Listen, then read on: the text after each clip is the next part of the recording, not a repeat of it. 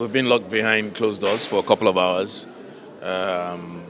We had a good meeting. Issues were thrashed out on the situation in Nigeria today, and in terms of with the issues centered around government intervention on the situation in the country. And we agreed to adjourn till tomorrow. As you know, Mr. President is making a national broadcast today, anytime from now actually, and based on what we anticipate that Mr. President will be telling Nigerians, we decided to adjourn this meeting till 12 noon tomorrow, before I guess Labour can decide whether or not they want to continue with their protests on Wednesday. But we believe that after tonight's broadcast, the president will speak to all the issues.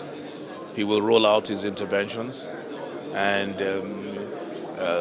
needless to say, we believe any reasonable person will tell you that at that point there will be no need for any protest. What are some of the assurances government give to the organized labor in view of their demands? Well, I think we should just tarry a while and hear Mr. President out tonight. But I believe that essentially most of the issues will be addressed tonight. Yeah, I think the NLC is also here. He can speak to some of the. Thank you very much. Well, the meeting was an opportunity for us to appeal to the labor leaders, and by extension to Nigerians, that we are facing difficulties and challenges, not our making. We inherited a very bad situation. Most of the problems that people are talking about is not the creation of this government. This government is barely 2 months old, 60 days, and since we've been facing these difficulties and challenges. We have a president, a listening president, an engaging president, a president who will want to have a conversation and react. And he's doing that. He's really, genuinely, honestly doing it. So what we are talking and what the appeal that we are making out to, just not the leaders, all Nigerians, please understand what is going on. Please give us that support that is needed and required. We are working. We are trying to change things. We inherited a very bad situation. We are trying to stop those horrible things that we witnessed in the past. We are trying to stop the killings, stop the attacks of the trains, stop attacks of our prisons, stop what they are doing, stop bandits, stop Boko Haram, ISWAP, and also the problem of our own neighbors across. We have huge challenges. We want to appeal to Nigerians. Please, give us a chance. Give us an opportunity. We are working. You have a working president, and he's saying, give him chance. We intend to be honest with what we are doing. We intend to be transparent, and we are going to be accountable. We will do what is right and what is necessary to correct the wrongs that people are facing. Please, Nigerians, give us a chance. Okay, sorry, sir. Why did the government not put in place all the necessary palliatives before taking the policy? We are working on it. We are working. And look at what happened in Adamawa yesterday. We had a situation where grains were kept to be distributed across the country. Hoodlums just went in, destroyed it. Grains that ought to have gone all over the country. This is the situation. And we are talking about any little thing, a spark would create serious, uncontrollable situations. Crooks, cheap people, cowards will take advantage of things.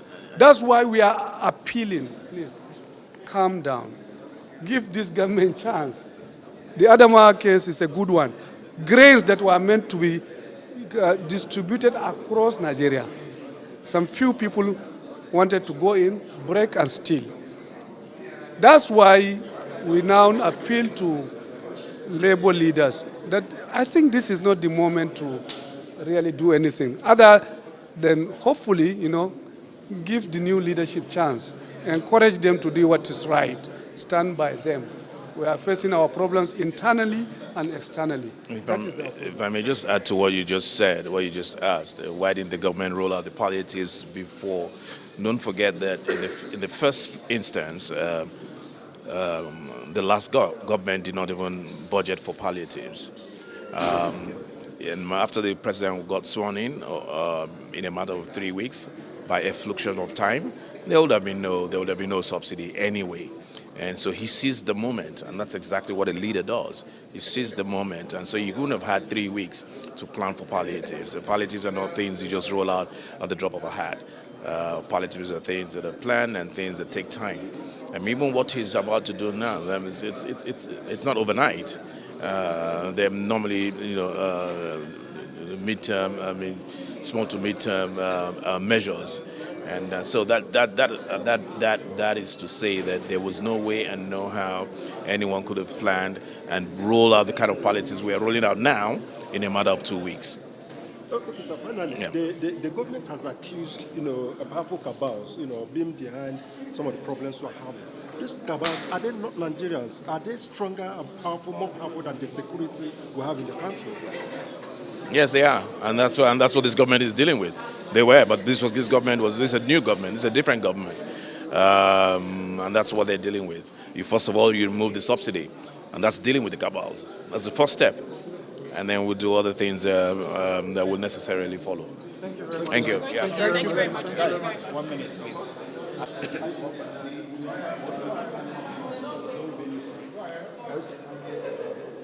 Yeah, Congress President, can we know the outcome of the meeting today? Well, we just adjourned to listen to Mr. President's speech and then to continue our conversation tomorrow by 12 noon. Will NLC go ahead with the planned protest? Well, our peaceful rally will go on as scheduled. Even if we didn't have this problem and we decide to hold a rally, we still hold our rallies. So this rally has been fixed for 2nd, and we'll go ahead to hold our rally. I don't know whether you were able to listen to parts of what the president said or is saying. I know one of your key demands has been the implementation of CNG. And the president is announcing that it's providing 100 billion naira for 3,000 CNG fueled mass transport. Will this have any impact on what you are doing? That 3,000 will be for Lagos. And we have 36 states and FCT. So if that is, because I have not listened to it, if that is the situation, 3,000 buses, and that even will not go to rural areas. He's also saying that he's going to monitor the impact of inflation and high gas prices. And if need be, he may intervene on As part of macroeconomic policies or what? By the time you have a single market and then you are not having anything that has comparative advantage, you are even energy is import driven. And then how are you going to control it? How are you going to control somebody that exchange dollar at the extent of maybe 900? Are you going to tell him to sell at below the price? How are you going to tell even NEPA today, with the cost of production, not to increase tariff? Even corn in the villages that was sold at 18,000 by February, now is about 56,000. How are you going to control it? How you control the woman that goes from the house and transportation increase 3 times to reduce the cost of Gary? So we need to, understand all those things, probably because we have not listened to Mr. President's speech. By the time we listen to it, we understand, where that is going to. But it's important that you have mentioned this, for us to equally tell you how we have. And we're talking about practical economics. Unless you tell us the issue of checking the production, and then the refineries working, producing locally, the CNG option, taken care of, which will bring down cost of transportation. By the time you do all these things, you can gradually see, then what is the cost, purchasing power of the worker? Can a worker still go to work? All those ones, maybe that's why we say we listen to it and take them holistically, and continue the conversation. Now, you have mentioned, spoken about peaceful protest, but what are the measures in place to ensure that the protest is not hijacked by people? Well, that one is simple. The NLC have been in the barricade for years. Our protest cannot, because I don't know of any number of people that are more than us that will come there and hijack our protest. Unless somebody is going to instigate that. You know, the NLC rallies and protests have never in the history been hijacked. But this language, each time we want to protest, that's the language we hear, that our protests will be hijacked. Now, when you have an information, you know, as a security personnel, police, DSS, whatever, it's their duty to provide security for us, to make sure that it's not hijacked. And that's the duty of the Nigerian police and the DSS. You know, and I hope that in this particular instance, they will provide security for us so that this protest will be peaceful, you know, in the light of what is happening. But I think the dividends are coming up with maybe some of the Mr. President's promises put, you know, because you have lived in this country where promises are not translated to reality. So, but we hope, you know, that things will change. Yeah. God bless you. Yeah, TUC. What additional information do you have for us? Yes, I think he has gone through of what went through in the meeting. We've had an engagement where government as well did a presentation of what they think could be an alternative to PMS, and also what could be the palliatives.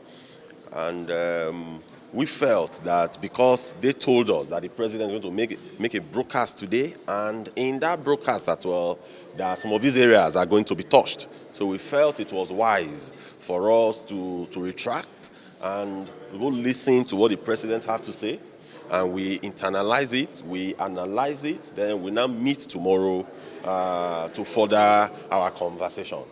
Because if bulk of what the president have to say, probably putting timelines to them, and at the end of the day, we are now here debating what we don't have the full grasp of. It may be a bit difficult. So the best thing was to go look at those things, then we'll convey tomorrow to make further progress. And if you could just put it concisely, how would you describe these interactions with the government so far? Because Nigerians are watching.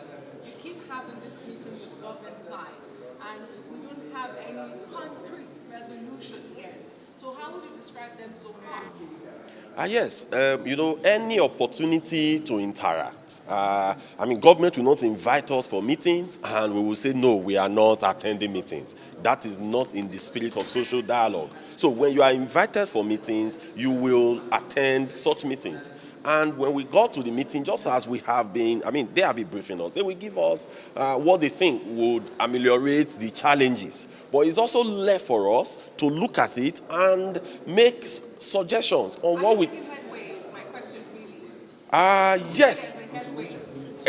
You know, you cannot define headway fully until you sign a concrete agreement.